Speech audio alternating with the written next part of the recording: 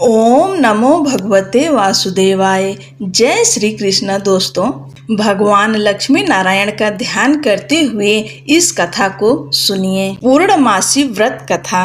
द्वापर युग में एक समय की बात है कि यशोदा जी ने श्री कृष्ण से कहा, हे कृष्ण, तुम सारे संसार के उत्पन्न करता, पोषक तथा उसके संहार करता हो। आज कोई ऐसा व्रत मुझसे कहो जिसके करने से मृत्यु लोक में स्त्रियों को विधवा होने का भय न रहे तथा यह व्रत सभी मनुष्यों की मनोकामनाएं पूर्ण करने वाला हो। श्री कृष्ण कहने लगे, हे माता, तुमने अति सुंदर प्रश्न किया है।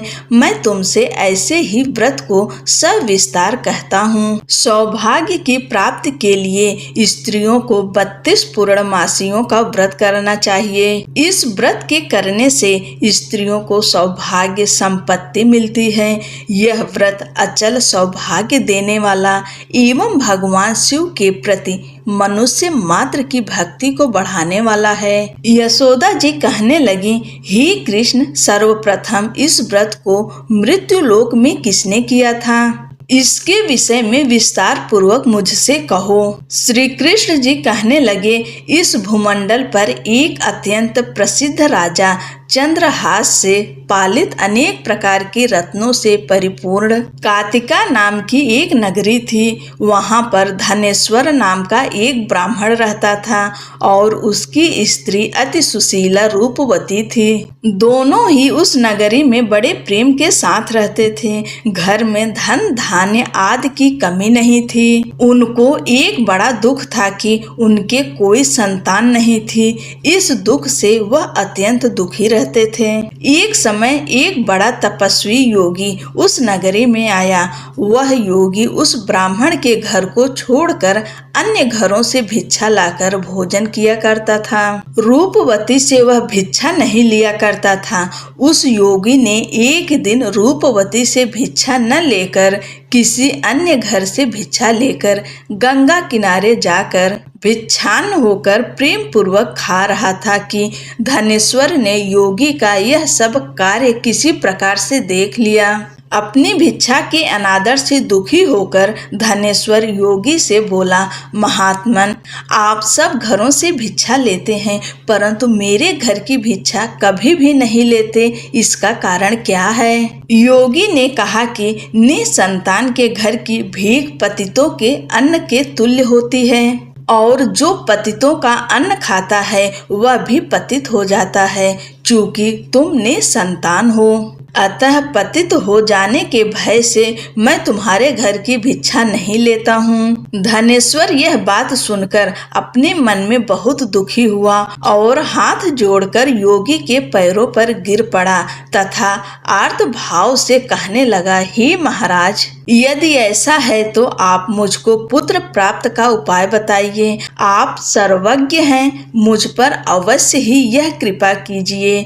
धन की मेरे घर में कोई कमी नहीं है परंतु मैं पुत्र न होने के कारण अत्यंत दुखी हूँ। आप मेरे इस दुख का हरण करें। आप सामर्थ्यवान हैं। यह सुनकर योगी कहने लगे, हे ब्राह्मण, तुम चंडी की आराधना करो। घर आकर उसने अपनी स्त्री से सब वृत्तांत कहा और स्वयं तप के निमित्त वन में चला गया। वन में जाकर उसने चंडी की उपासना की और उपवास किया। चंडी ने 16वें दिन उसको स्वप्न में दर्शन दिया और कहा, हे धनेश्वर, जा तेरे पुत्र होगा, परंतु वह 16 वर्ष की आयु में ही मृत्यु को प्राप्त हो जाएगा। यदि तुम दोनों स्त्री पुरुष 32 पूर्णमासियों का व्रत विधि पूर्वक करोगे तो वह दीर्घायु होगा। जितनी तुम्हारी सामर्थ्य हो आटे के दिए बनाकर शिव जी का पूजन करना, परंतु पूर्णमासी को 32 हो जाने चाहिए। प्रातः काल होने पर इस स्थान के समीप ही तुम्हें एक आम का वृक्ष दिखाई देगा। उस पर तुम चढ़कर एक फल तोड़कर शीघ्र अपने घर ले जाना। अपनी स्त्री से सब वृत्तांत कहना। ऋतु स्नान के पश्चात वह स्वच्छ होकर श्री शंकर जी का ध्यान करके उस फल को खा लेगी। तब भगवान शंकर की कृपा से उसको गर्भ हो जाएगा। जब वह ब्राह्मण प्रातः काल उठा तो उसने उस स्थान के पास ही एक आम का वृक्ष देखा, जिस पर एक अत्यंत सुंदर आम का फल लगा हुआ था। उस ब्राह्मण ने उस आम के वृक्ष पर चढ़कर उस फल को तोड़ने का प्रयत्न किया, परंतु वृक्ष पर कई बार प्रयत्न करने पर भी वह न चढ़ पाया। तब तो उस ब्राह्मण को बहुत चिंता हुई और विघ्न विनाशक श्री गणेश जी की वंदना करने लगा। हे दयानिधे, अपने भक्तों के विघ्नों का नाश करके उनके मंगल कार्य को करने वाले, दुष्टों का नाश करने वाले, रिद्धि सिद्धि को देने वाले, आप मुझ पर कृपा करके इतना बल दें कि मैं अपने मनोरथ को पूर्ण कर सकूं। इस प्रकार गणेश जी की प्रार्थना करने पर उनकी कृपा से धनेश्वर वृक्ष पर चढ़ गया और उसने एक अति सुंदर आम का फल देखा। उसने विचार किया कि जो वरदान से फल मिला था वह यह है और कोई फल दिखाई नहीं देता। उस धनेश्वर ब्राह्मण ने जल्दी से उस फल को तोड़कर अपनी स्त्री को लाकर दिया और उसकी स्त्री ने अपने पति के कथनानुसार उस फल को खा लिया और वह गर्भवती हो गई। देवी जी की असीम कृपा से उसे एक अत्यंत सुंदर पुत्र उत्पन्न हुआ, जिसका नाम उन्होंने देवीदास रखा। माता पिता के हर्ष और शोक के साथ वह बालक शुक्ल पक्ष के चंद्रमा की भांति अपने पिता के घर में बढ़ने लगा। भवानी की कृपा से वह बालक बहुत ही सुंदर, सुशील और विद्या पढ़ने में बहुत ही निपुण हो गया। दुर्गा जी की आज्ञा अनुसार उसकी माता ने 32 पूर्णमासी का व्रत रखना प्रारंभ कर दिया था, जिससे उसका पुत्र बड़ी आयु वाला हो जाए। 16वां वर्ष लगते ही देवीदास के माता पिता को बड़ी चिंता हो गई कि कहीं उनके पुत्र की इस वर्ष मृत्यु न हो जाए। इसलिए उन्होंने अपने मन में विचार किया कि यदि यह दुर्घटना उनके सामने हो गई तो वे कैसे सहन कर सकेंगे। अस्तु उन्होंने देवीदास के मामा को बुलाया और कहा कि हमारी इच्छा है कि देवीदास 1 वर्ष तक काशी में जाकर विद्या अध्ययन करें और उसको अकेला भी नहीं छोड़ना चाहिए। इसलिए साथ में तुम चले जाओ और 1 वर्ष के पश्चात इसको वापस लौटा लाना। सब प्रबंध करके उसके माता पिता ने काशी जाने के लिए देवीदास को एक घोड़े पर बैठाकर उसके मामा को उसके साथ कर दिया। किंतु यह बात उसके मामा या किसी और से नहीं कही। धनेश्वर ने सपत्नीक अपने पुत्र की मंगल कामना तथा दीर्घायु के लिए भगवती दुर्गा की आराधना और पूर्णमासियों का व्रत करना आरंभ कर दिया। इस प्रकार बराबर 32 पूर्णमासी का व्रत पूरा किया। कुछ समय पश्चात एक दिन वह दोनों मामा और भांजा मार्ग में रात्रि बिताने के लिए किसी ग्राम में ठहरे हुए थे। उस दिन उस गांव में एक ब्राह्मण की अत्यंत सुंदरी, सुशीला, विदुषी और गुणवती कन्या का विवाह होने वाला था। जिस धर्मशाला के अंदर वर और उसकी बारात ठहरी हुई थी, उसी धर्मशाला में देवीदास और उसके मामा भी ठहरे हुए थे। संयोगवश कन्या को तेल आदि चढ़ाकर मंडप आदि का कृत्य किया गया तो लग्न के समय वर को धनुर्वात हो गया।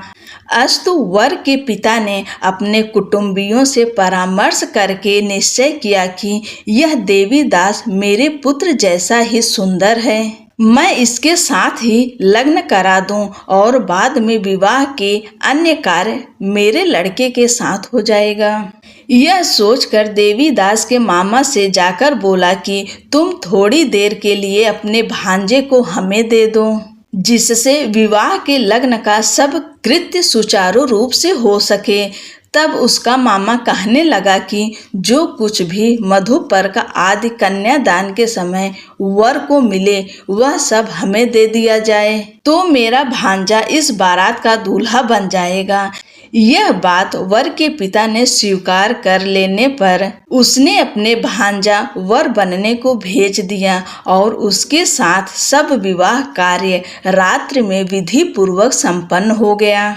पत्नी के साथ वह भोजन न कर सका। वह एकांत में सोचने लगा कि न जाने यह कैसी स्त्री होगी। वह एकांत में इसी सोच में गरम निश्वास छोड़ने लगा तथा उसकी आंखों में आंसू भी आ गए। तब वधू ने पूछा कि क्या बात है, आप इतने उदासीन व दुखी क्यों हो रहे हैं? तब उसने सब बातें जो वर के पिता व उसके मामा से हुई थी उसको बतला दी।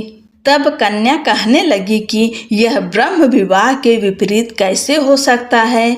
देव, ब्राह्मण और अग्नि के सामने मैंने आपको ही अपना पति बनाया है, इसलिए आप ही मेरे पति हैं। मैं आपकी ही पत्नी रहूंगी, किसी अन्य की कदापि नहीं।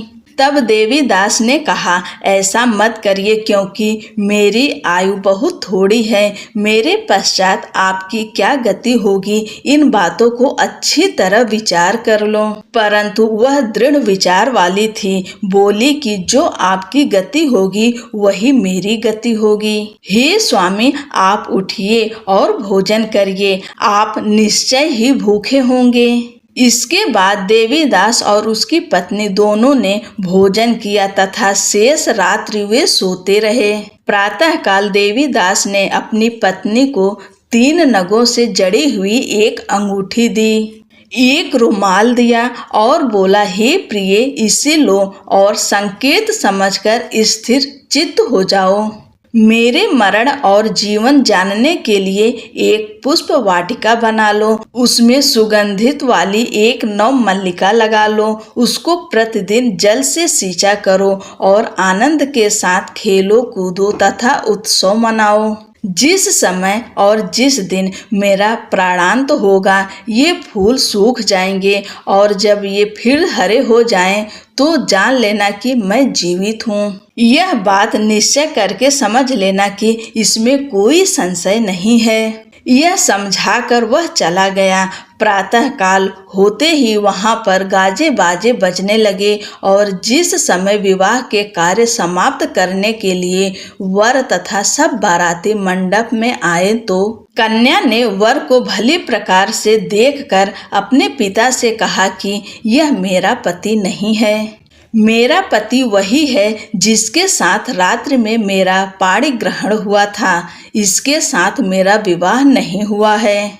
यदि यह वही है तो बताए कि मैंने इसको क्या दिया।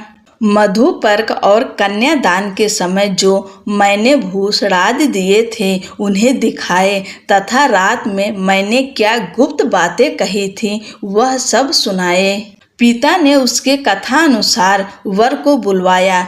कन्या की यह सब बातें सुनकर वह कहने लगा कि मैं कुछ नहीं जानता। इसके पश्चात लज्जित होकर वह अपना समूह लेकर चला गया और सारी बारात भी अपमानित होकर वहां से लौट गई। भगवान श्री कृष्ण बोले, हे माता, इस प्रकार देवीदास काशी विद्या अध्ययन के लिए चला गया। जब कुछ समय बीत गया तो काल से प्रेरित होकर एक सर्प रात्रि के समय उसको डसने के लिए वहां पर आया। उस विषधर के प्रभाव से उसके शयन का स्थान चारों ओर से विष की ज्वाला से विषैला हो गया, परंतु व्रतराज के प्रभाव से उसको काटने न पाया, क्योंकि पहले ही उसकी माता ने 32 पूर्णिमा का व्रत पूर्ण कर रखा था। इसके बाद मध्याह्न के समय स्वयं काल वहां पर आया और उसके प्रभाव से उसके प्राणों को निकालने का प्रयत्न करने लगा, जिससे वह मूर्छित होकर पृथ्वी पर गिर पड़ा। भगवान की कृपा से उसी समय पार्वती जी के साथ श्री शंकर जी वहां पर आ गए। उसको मूर्छित दशा में देखकर पार्वती जी ने भगवान शंकर से प्रार्थना की कि हे महाराज, इस बालक की माता ने पहले 32 पूर्णिमा का व्रत किया था। जिसके प्रभाव से हे भगवान आप इसको प्राण दान दें। भवानी के कहने पर भक्त वत्सल भगवान श्री शिव जी ने उसको प्राण दान दे दिए। इस व्रत के प्रभाव से काल को भी पीछे हटना पड़ा और देवीदास स्वस्थ होकर बैठ गया। उधर उसकी स्त्री उसके काल की प्रतीक्षा किया करती थी। जब उसने देखा कि उस पुष्प वाटिका में पत्र पुष्प कुछ भी नहीं रहे तो उसको अत्यंत आश्चर्य हुआ और जब वह वैसे ही हरी भरी हो गई तो वह जान गई कि वह जीवित हो गए हैं। यह देखकर वह बहुत प्रसन्न मन से अपने पिता से कहने लगी, हे पिताजी, मेरे पति जीवित हैं, आप उनको ढूंढिए। जब 16वां वर्ष व्यतीत हो गया तो देवीदास भी अपने मामा के साथ काशी से चल दिया। इधर उसे ससुर उसको ढूंढने के लिए अपने घर से जाने वाले ही थे कि वह दोनों मामा भांजा वहां पर आ गए। उसको आया देखकर उसका ससुर बड़ी प्रसन्नता के साथ अपने घर ले आया। उस समय नगर के निवासी भी वहां इकट्ठे हो गए और सबने निश्चय किया कि अवश्य ही इसी बालक के साथ इस कन्या का विवाह हुआ था।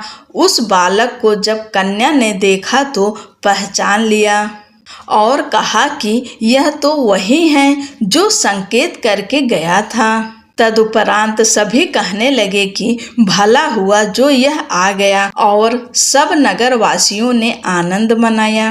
कुछ दिन बाद देवीदास अपनी पत्नी और मामा के साथ अपने ससुर के घर से बहुत सा उपहार आदि लेकर अपने घर के लिए प्रस्थान किया। जब वह अपने गांव के निकट आ गया तो कई लोगों ने उसको देखकर उसके माता पिता को पहले ही जाकर खबर दे दी कि तुम्हारा पुत्र देवीदास अपनी पत्नी और मामा के साथ आ रहा है।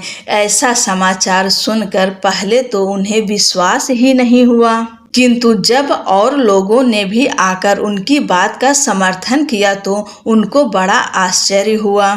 लेकिन थोड़ी देर में देवीदास ने आकर अपने माता पिता के चरणों में अपना सिर रखकर प्रणाम किया और उसकी पत्नी ने अपने सास ससुर के चरणों को स्पर्श किया तो माता पिता ने अपने पुत्र और पुत्र वधू को अपने हृदय से लगा लिया और दोनों की आंखों में प्रेमाश्रु बह चले। अपने पुत्र और पुत्र वधू के आने की खुशी में धनेश्वर ने बड़ा भारी उत्सव किया और ब्राह्मणों को भी बहुत सा दान दक्षिणा देकर प्रसन्न किया। श्री कृष्ण जी कहने लगे कि इस प्रकार धनेश्वर 32 पूर्णिमाओं के व्रत के प्रभाव से पुत्रवान हो गया।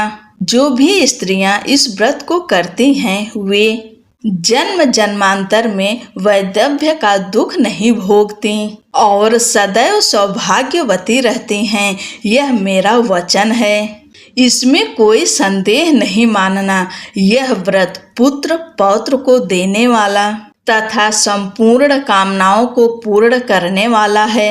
32 पूर्णिमाओं के व्रत करने से व्रती की सब इच्छाएं भगवान शिव जी की कृपा से पूर्ण हो जाती है। बोलो लक्ष्मी नारायण की जय। भगवान भोलेनाथ माँ पार्वती की जय। हर हर महादेव।